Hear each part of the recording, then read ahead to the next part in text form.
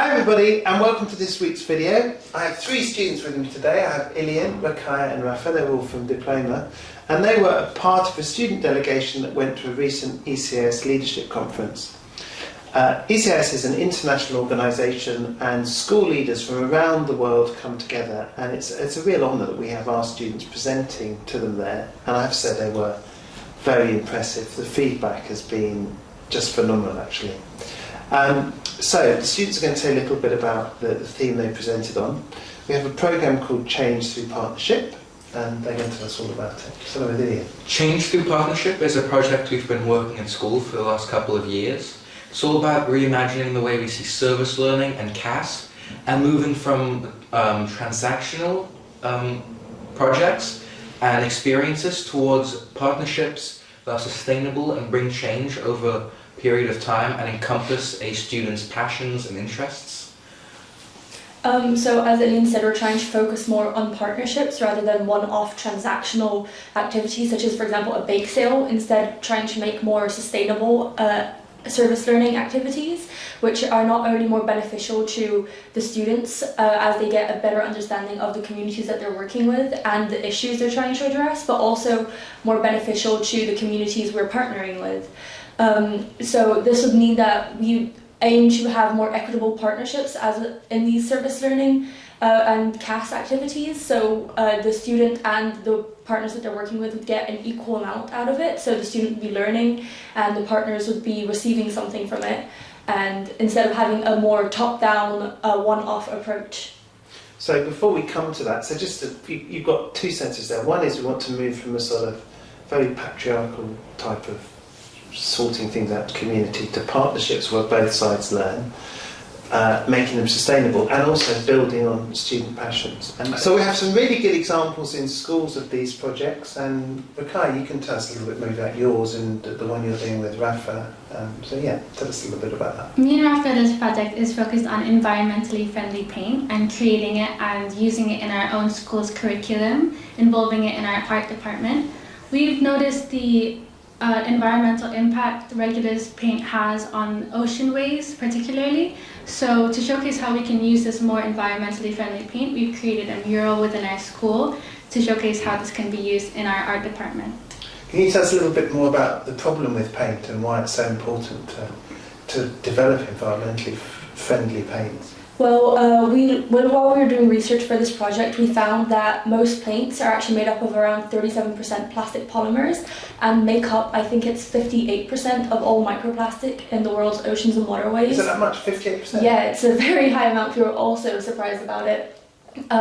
Which is why we decided to try and make this new, more environmentally sustainable paint because of the high impact it has. And another focus of our project is actually making sure that these paints that we create are sustainable, because so often the more environmentally friendly options are so difficult to acquire, either because of high price tags or really strange ingredients. So that's one of the reasons that we're trying to incorporate it into our school curriculum, is to make sure that everybody has access to it and it's not just a one-off thing. Once again, it's actually something sustainable. And it's a really good example of how these projects can be very specific, because you're working with our art department to try and get them to shift from environmentally damaging paints to environmentally friendly paints. So you can see how specific that can be, and also how sustainable and kind of long-term work that needs to happen. Ilian, do you want to tell us a little bit about your project? So my project is about introducing green roofs at school. I'm sure if you've been paying attention to the roofs at school, don't think many people have. We have a lot of flat roofs here at the MYP and at the DP, and green roofs are really sustainable. They offer superior insulation and drainage to buildings, and a green roof, I believe, off the top of my head, can take up about 9 kilos of CO2 per square meter, and I've been working with facilities and school leadership team as a whole to sort of introduce and build these green roofs at school where roofs really need replacing. I'll just say, some of you might not know that we're right next to North Circular, so pollution here is pretty bad, and it's a really good initiative and to to try and push the school to have green roofs. Again, it's an example of something very specific.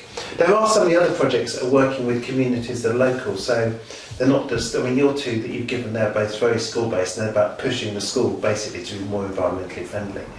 Do you just tell me about some of the other projects that students are doing that's maybe community-based? Yeah, so one of the projects is focusing on targeting period poverty and the issues around that, and another one, which is a big project that we've all collaborated on in some part, is on like running clothes drives and stuff for the refugee communities here in Ealing, as there's a big refugee community here, and there's an organisation which puts them up in hotels. I can't remember their name right now. Care for Calais. Care for Calais puts refugee families up in hotels, but until they can get all their legal stuff worked out, which is obviously really important. And one of the things that we're doing, for example, is a clothes drive where we set up a clothes fair, and they can come out and pick out their own clothes and stuff, which I think is really important, providing them the opportunity to and the freedom to choose their own clothes instead of just being handed someone else's secondhand clothes. Also provided with sanitary items,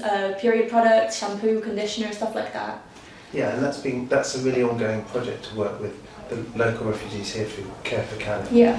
So there's some example of the types of projects that students are working on, and I hope it gives you a sense of the change that they're trying to introduce through Change Through Partnership. And I think you can see just from that small introduction why it would have made such a big impression on school leaders at a recent conference. Thank you very much, everybody. I look forward to speaking to you next week.